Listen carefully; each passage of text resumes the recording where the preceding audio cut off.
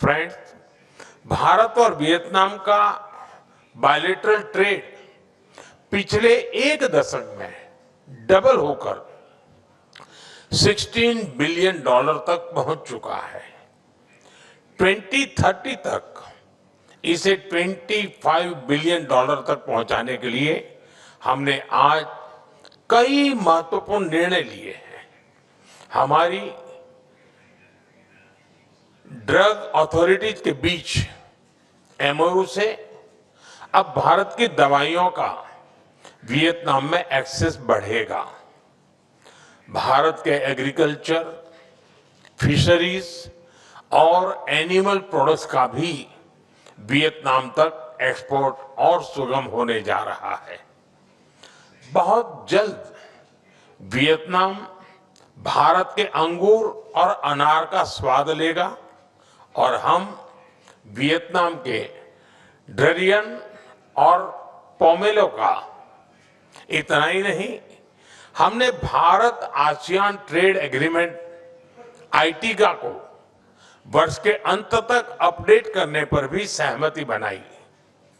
इससे भारत और आसियान के सभी देशों के बीच ट्रेड और इन्वेस्टमेंट को नई ऊर्जा मिलेगी। क्रिटिकल मिनरल्स, रेयर अर्थ और एनर्जी सहयोग में नई पहलों से हम दोनों देशों की इकोनॉमिक सिक्योरिटी और सप्लाई चेन रेजिलियंस सुनिश्चित करेंगे। फ्रेंड्स, कनेक्टिविटी और कैपेसिटी बिल्डिंग हमारी पार्टनरशिप के अहम स्तंभ है। हमें बहुत खुशी है कि दोनों देशों के बीच एयर कनेक्टिविटी लगातार बढ़ रही है। फाइनेंशियल कनेक्टिविटी को भी बूस्ट करने के लिए आज हमने अपने सेंट्रल बैंक के बीच सहयोग बढ़ाने का निर्णय लिया है।